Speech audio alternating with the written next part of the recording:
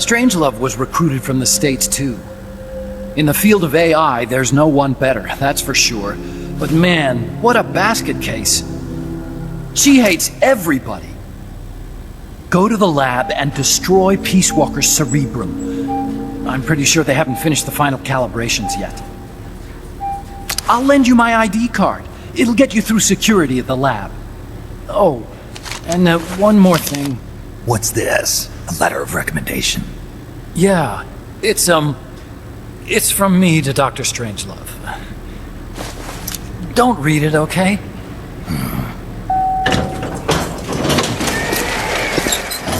So what will you do now? I'm done with science. At this rate, I'm probably already halfway to hell anyway. Not so fast. Why not join us? Our place is outer heaven. You'd fit right in. Outer heaven? Yeah. I'm probably better suited to something like that than this paradise. Good. You get a free balloon trip for signing up. Enjoy it. You'll feel like a butterfly. You're an agent, right? Who do you work for? Me? I was a Cold War tool, same as you. Now I'm not so useful anymore, so they cut me loose. I don't answer to anyone. Call me Snake. Snake? That name seems familiar somehow. That's probably just deja vu. You see that there? Beyond the cloud forest? See those ruins?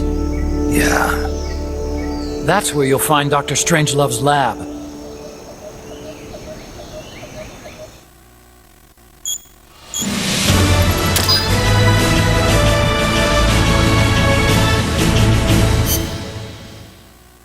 Snake, the doctor's safe here with us.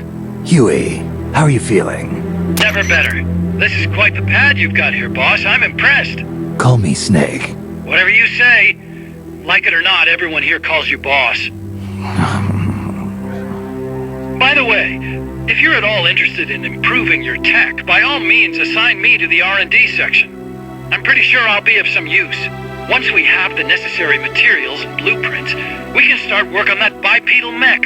I appreciate that, but are you sure you're okay with having your work used for war? I'll be using it to keep past mistakes in check. If I can help thwart the Peace Walker project, I'm happy to do it. Deterrence theory, Huey style, huh? Anyway, if you need any intel on the enemy's weapons or electronic brains, contact me. I've been given my own frequency. Sounds good to me, Doc. I'll do that. Good. Whatever the means, you must put a stop to their plans. Hey boss, you mind if we powwow for a sec? What now? MSF brand rations? Actually, that sounds... No. With all the men we have now, it may be time we started sending some of them to other countries. You mean dispatching mercs? How else are we gonna keep feeding the crew we have? I know. You're right. Okay, to deploy troops, select Outer Ops from the Mother Base menu. If it goes really well, we might even get new recruits, weapon design specs, or leads on new missions. We can deploy any vehicles or large-scale weapons in our arsenal as well. And if things don't go really well? Yeah, we could lose men. I won't try and force you. You're the one calling the shots here, boss.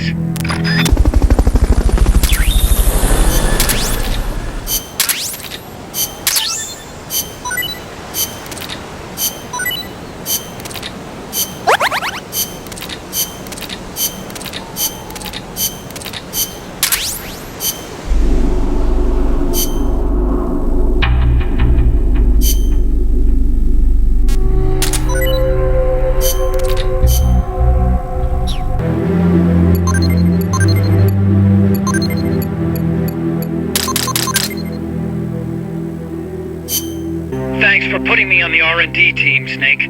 I'll cut to the chase. We've commenced development on our own bipedal weapon. The only thing is, we don't exactly have easy access to resources here. Yeah.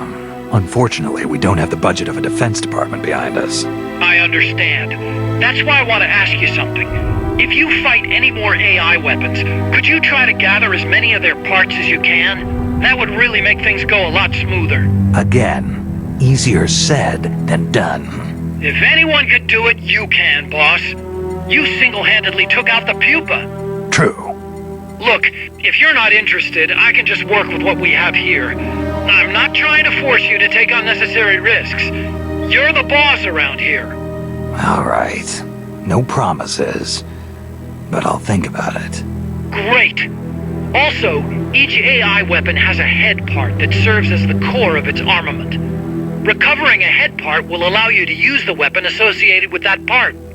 But those guys won't go down without a fight, so don't get too preoccupied with this stuff. Don't worry. I'm not about to risk my life for a bunch of scrap. I would hope not. One more thing.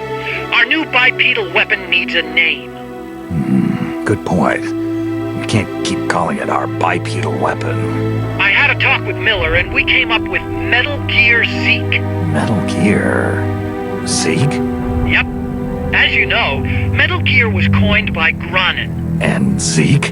It's a name the U.S. military gave to Japanese aircraft that flew during World War II. Zeke was the Japanese Navy's best fighter plane. So are you okay with that, Snake? Sure. Fine by me. Miller was saying that an army without borders will need a deterrent against other countries. He's right. With Metal Gear, MSF can achieve true independence. Here's hoping.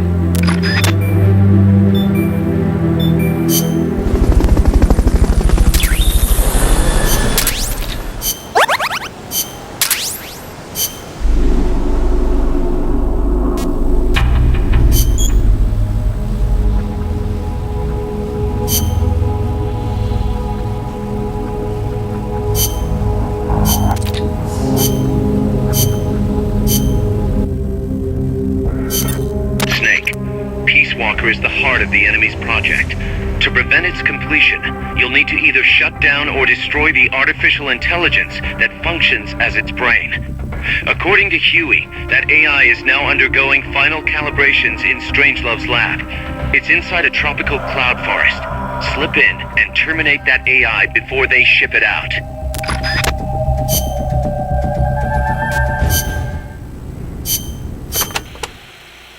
We've also confirmed that some of the enemies specialize in ambushes. Amanda's crew calls them scouts. They'll blend themselves in with the terrain and the vegetation.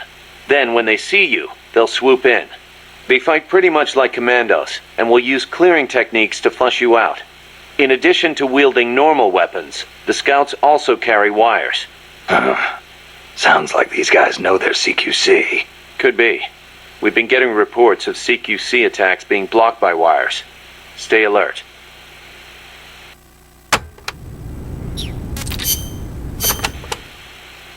Are there any large-scale ruins in Costa Rica, Paz?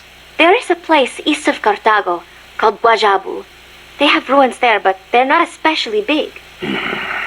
Not the place I'm thinking of. Any others? Well, if you go a little way across the border into Nicaragua, there's a place called La Fortaleza de la Inmaculada Concepción. That is the only famous one. Then what were those ruins I saw from up on Irasu?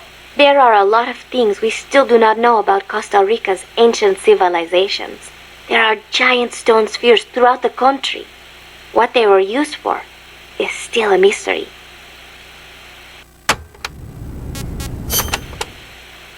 The cloud forests cover the central mountainous region of the country. They are perpetually shrouded in fog. You get wet just standing there. It is as if the entire forest is inside a cloud. Must make for poor visibility. It does, but beauty too. It is like being lost in some mystical green labyrinth. I'd rather not get lost, if that's okay. The forests are also home to lots of rare animals, especially bright-colored frogs. They like the humidity.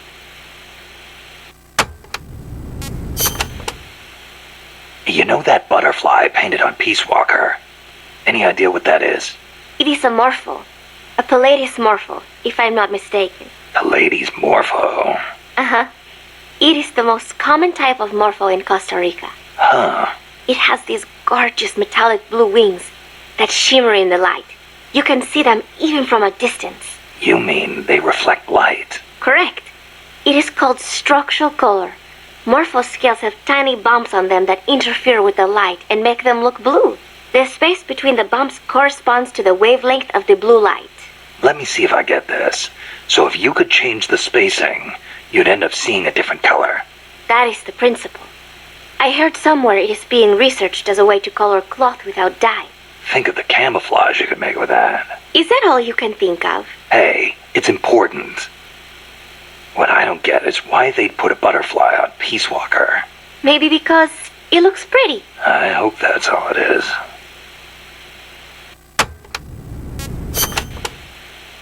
This area is a tropical cloud forest, continually covered in a thick mist. It is quite a mystical place. Selva de la Leche. Forest of milk. I can barely see in front of me. There you go again. The forest is basically sitting in a cloud, so of course it's going to be hard to see. But you know, the cloud forest is the only place many exotic creatures can live. Well, if they're not edible, I'm not interested. Snake, I'll have you know people travel from all around the world to witness Costa Rica's unique fauna.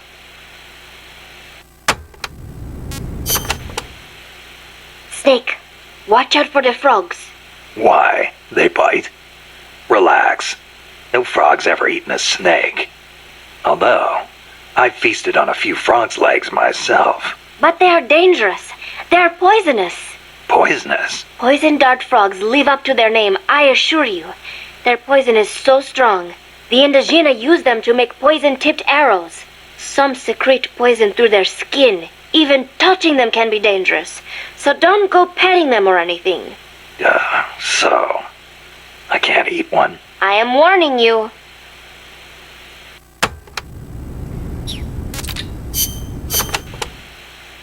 From here on in, you'll be in a cloud forest. The ground is covered in vegetation. You'll have plenty of hiding places, but so will the enemy. I'll keep an eye out for scouts. Trying to force your way through would be suicide. Know the enemy's location before making any moves. Too bad you don't have some sort of radar. I could try night vision. Once you know where an enemy is, decide how you want to handle him. You could get into his blind spots. Or drop him from a distance before he even has a clue someone's around. An eye for an eye, right?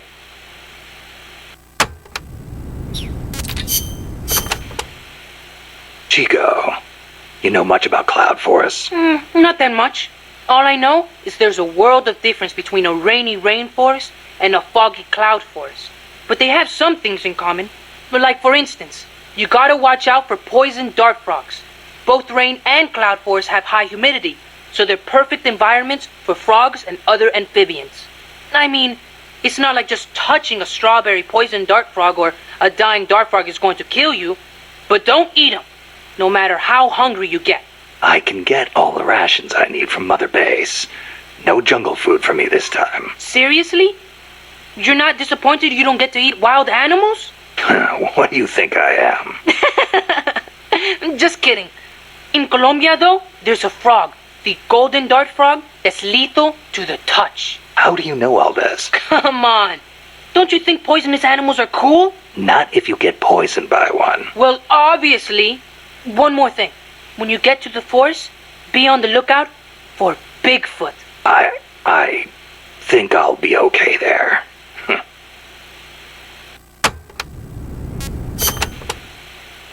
Bigfoot is an ape-man that lives in the Rocky Mountains. In the local Indian language, he's known as Sasquatch. And get this, he's over 3 vara. Can you believe that? So he's kinda like a gorilla? Completely different. Even the biggest gorillas only get to about 2 vara, and they walk on their knuckles. Bigfoot's big, and he walks on 2 feet, like people. So he's more man than ape? Probably. His ancestors must have split off from humans at some point. Like before they started using tools and stuff. Yeah, but aren't the Rockies kind of far away from here? Not that far. According to Darwin, humans came all the way over here from Africa. Plus, there have been sightings in Venezuela of an ape-man called Mono Grande. Costa Rica has tons of plant and animal species. So I'd expect there to be at least one kind of ape-man. At least?